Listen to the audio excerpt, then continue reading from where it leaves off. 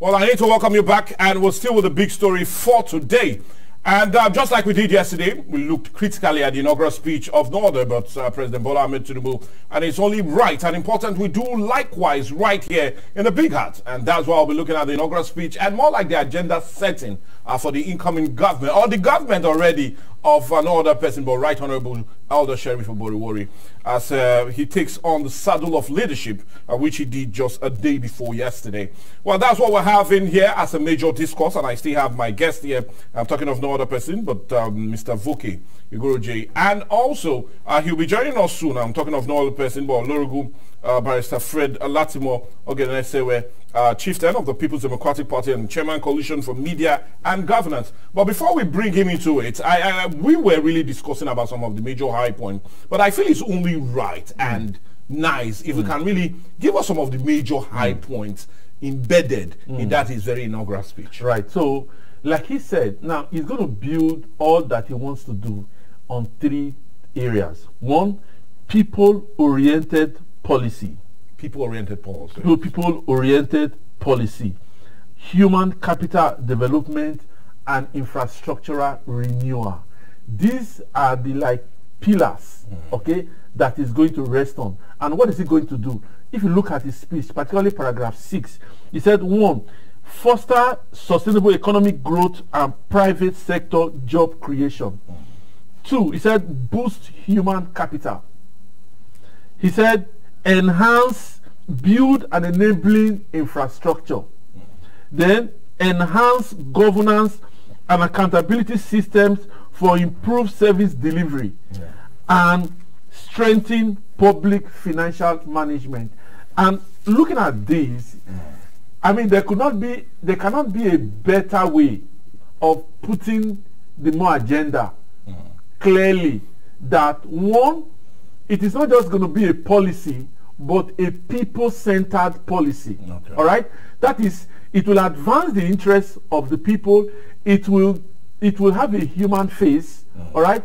And this will be done with the mind of human capital development. That means people will be built. You know, this government was excellent again in that area in terms of building the capital. I mean, the human capital development. Yes, development, and then infrastructural renewal. A state like Delta, surely Governor Kowa did excellently well, and Sheriff said that he would, like you said, he comes on consolidation and advancement. But the question many Deltans will ask you is, Delta State is the second indebted state in the nation, second highest indebted state, and they're wondering where the capital will be to ensure all of these works. Would it not also be important as well to also increase the internally generated revenue to help deal with the shortfall, or are we going to go through another era of borrowing? Because that's the concern many Deltas are raising. I am not sure that is the second indebted state. After Lagos, sir. Okay, all right. So now, because did you check the release from the Bureau of Statistics? Yes, National Bureau of Statistics. Yes. And more like the Debt Management Office. That's right. But I'll plead with you to hold on. I'm already getting signals that we're now also being joined by no other but Mr. Olorogun Barrister Fred Latimo Ogenesewe, the chieftain of the People's Democratic Party and chairman coalition for media, politics and governance. He's already joining us all the way from Asaba via our phone. He would have loved to be here, but because of the inauguration and a whole lot that happened immediately after that, he just couldn't make it, so he's joining us via phone. Hello, good morning to you, sir. Hello. Okay, well, he was with us a couple of minutes ago, and I know how really severe the network is. But let's see how we'll try and bring him on board, because we'll have more questions centered on the more agenda to really Good morning. Okay, yeah, good morning. Yeah, good morning. Okay, you can now hear us. Good morning to you, sir. Good morning. Yes, nice having you on the show, and I'm talking of no other person but Olorogun Barrister Fred Latimo Ogenesewe, chieftain of the People's Democratic Party and chairman coalition for media, politics and governance. And a quick one, because we've been having this discussion before you came on board, and we're talking about the inaugural speech of the governor himself, Right Honorable Elder Sheriff OBOREVWORI, as he takes on some major aspects in which his administration would further consolidate and advance on bringing more for Deltans. But we've asked our guest right here, Mr. Voke, a lot, and I want us to continue because of time. Now, during his speech, he talked about bringing Warri back to a commercial hub that it used to be, and bring about that generation of life that seemed to have eluded the city of Warri for a very long time now. And he said with the commencement, with the establishment of the Warri and Uwe and Environs Development Board, that or agency, that would also do greatly towards it. Now, my question to you now, Barrister Fred Latimo, how really important is that to this very administration, that Warri has not just a new look, but also improve on the business climate that used to characterize Warri as the commercial nerve of the state? Yes, this is a move in the right direction. As we all know it, no particular governor yes. for 8 years can develop the entire state. It's not possible. I've always said that. And that is why government is a continuum. Okay.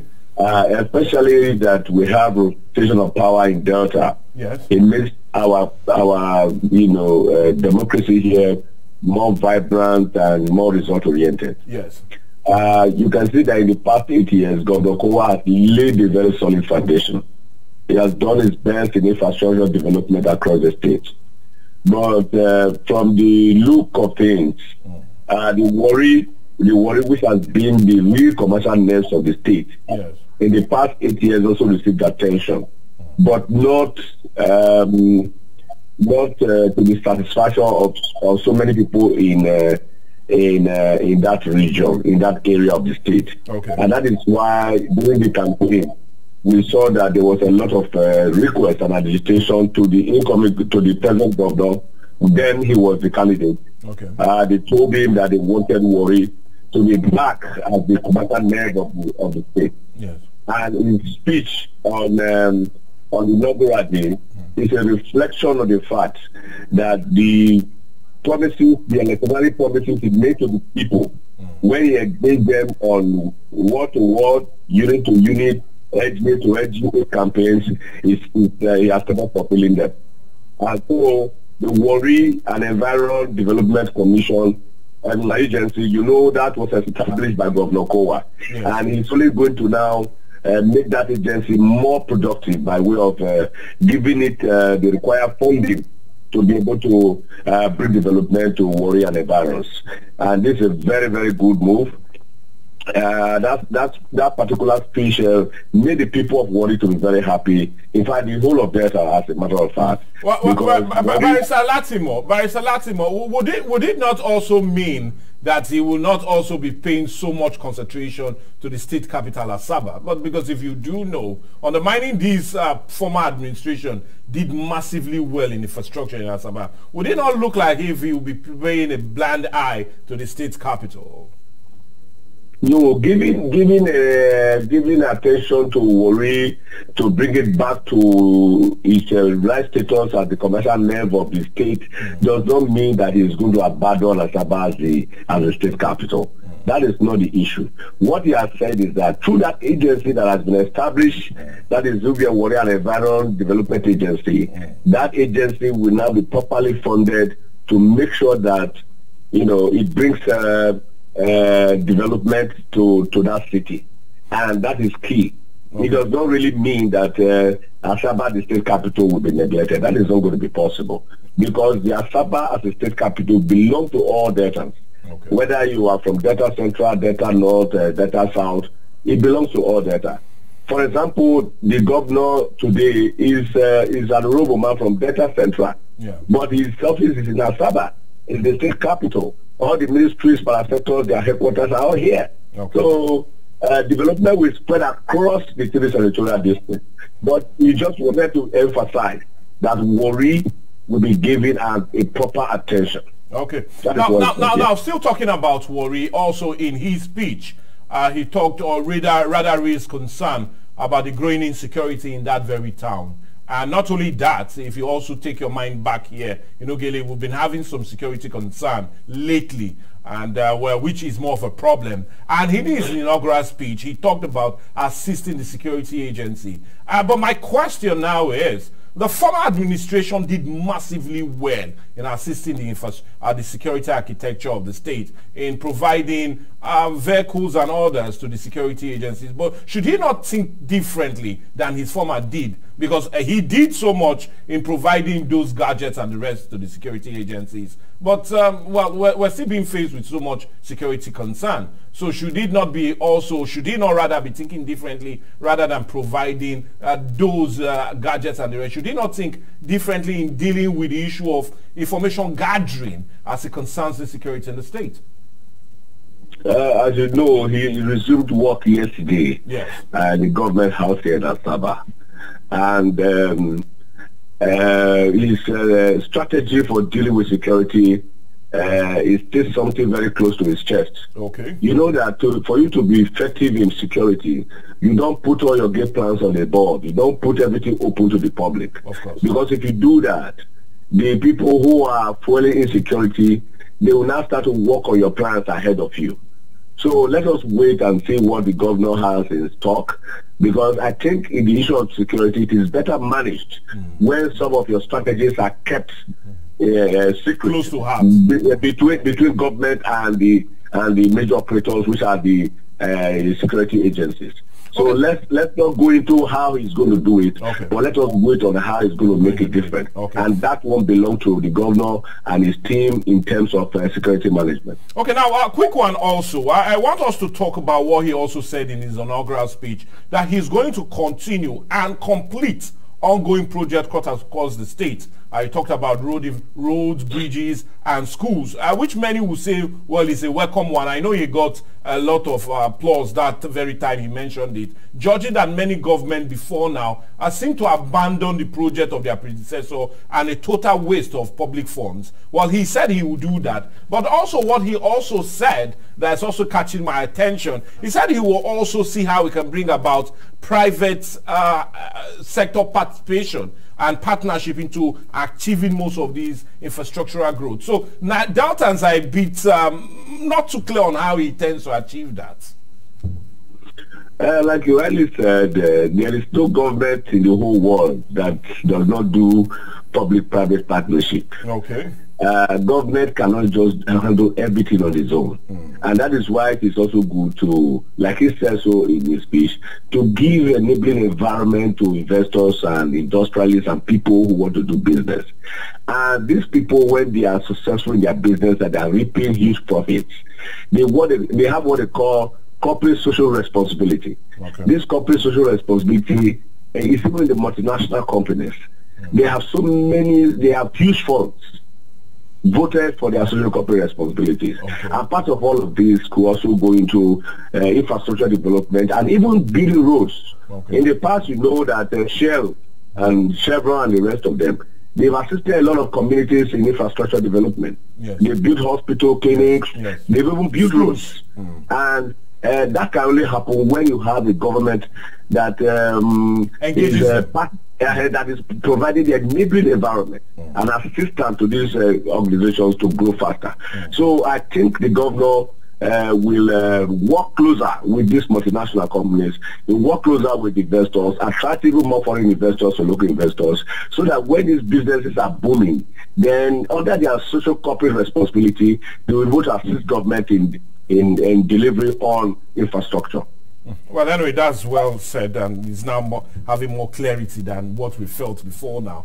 But a quick one, because I still have my guests in the studio, which I really also want to come to. But Sir Fred Latimer, well, before you joined us, we talked greatly about his economic blueprint, and he talked greatly of the Cocoa and Kwale export processing free zone. And then the question I also threw to my guest here was, what of the Warri port, which we do know undermining is in the hands of the federal government. But for you, what do you feel he also would be as more of a plus for this administration on the issue of internally generated revenue, which is also a base for any economic growth because you would understand that many Nigerians and especially Deltans are concerned when it comes to the issue of borrowing. So in that aspect, what does this administration intend to do on the issue of growing not just only the IGR, but also advancing economic growth in the state that many would say is more like a civil service state in recent time? Yes, you know, under the MORE agenda, the R in the MORE agenda is realistic reforms. Okay. And these realistic reforms entails reforming some of the sectors and also, if possible, give tax holidays to investors, like I said earlier, to also provide that enabling environment for business to thrive for the private sector, yes. And when we have this going on well, that means also that we are going to be getting more money from tax payments, okay, which we know today as the tariff generation revenues. Okay. And the tariff generation revenues is not necessarily from residents or civil servants. I mean, because Deltans are concerned about double taxation, which has also oppressed and suppressed business in the state. No, there will not be double tax. I don't think there will be double taxation for Deltans and civil servants. What I think would do, the governor would do, is to partner, you know, seriously with the private sector, so that a private sector driven economy is a better private sector for any country in the world. And more particularly, this the issue of wealth and job creation. Yes. Small scale businesses across the world, even in America, the small and medium scale businesses are the one that is even, you know, fueling the growth of economy in those states. So if the governor, which I know he will do, now pay more attention and do more funding on some of the programs like the RISA, YAGEB, STEP, and the ones that Governor Kowa has instituted, that means we're going to have more small-scale businesses growing across the state. And when we have that one doing, they also have their small taxes they pay to government, okay, you know, from profit that they will make from their businesses. Okay. And when you add that to the heavy ones that will be coming from the multinational oil companies and, you know, industrialization sector in the state, yeah, like you mentioned, the Warri Port and Cocoa Port that would be heavily now paid attention to bring in more revenue. Then the state will have enough funds, you know, to expand development across the 3 central districts. Okay, well, thank you so much. I'll plead with you to hold on because we still have a lot to ask you. Now, yes, Mr. Voke, you heard what he said. And I'd rather also through that issue because many Deltans are also undermining their excited, knowing we are within the Warri axis, and many persons have always craved for Warri to return to its former glory as being not just a commercial economic nerve of Delta State, but also a booming nightlife that has eluded that very town. But let's look at that because that's the fear of many Deltans. Are we going to have a shift from how we've concentrated great development in the state capital and taking it elsewhere? And would other cities not also crave for such development to come their way and feel a bit neglected?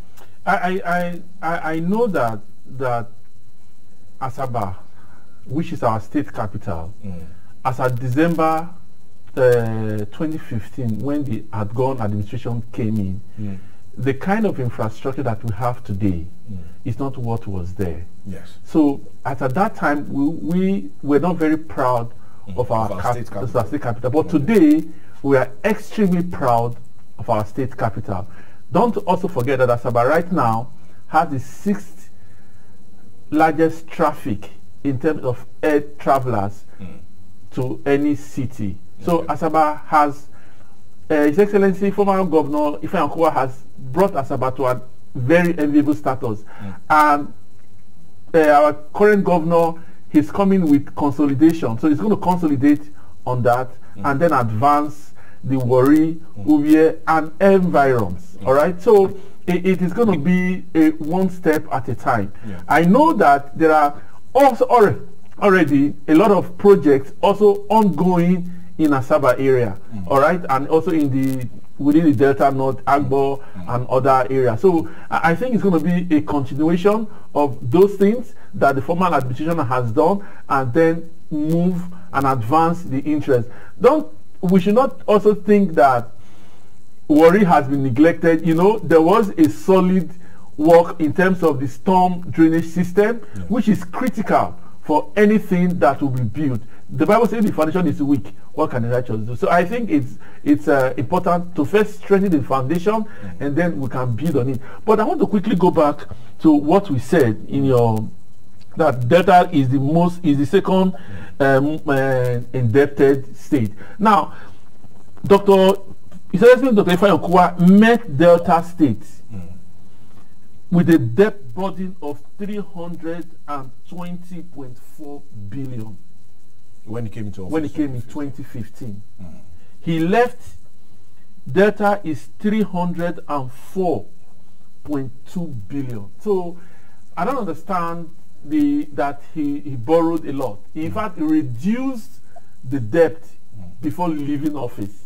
All right? From where he met it. From where he met it by plus 1%. Right? Remember that about 3 weeks ago or 2 weeks ago, the World Bank gave him 4 awards on fiscal transparency and discipline. This is not just a make-believe story. All right?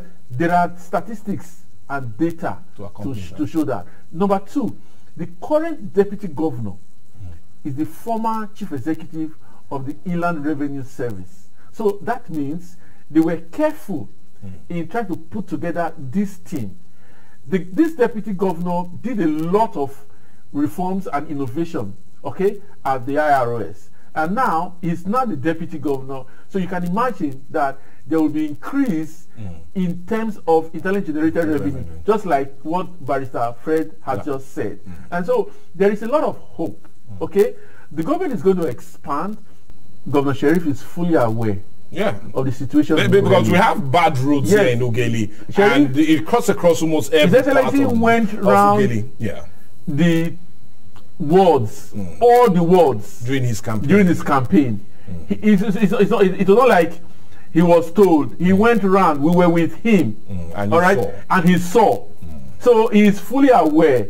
Okay, he's not going to put everything in his inaugural speech. Okay. All right. So, but let him be calm. He should also be positive. All right. He has said that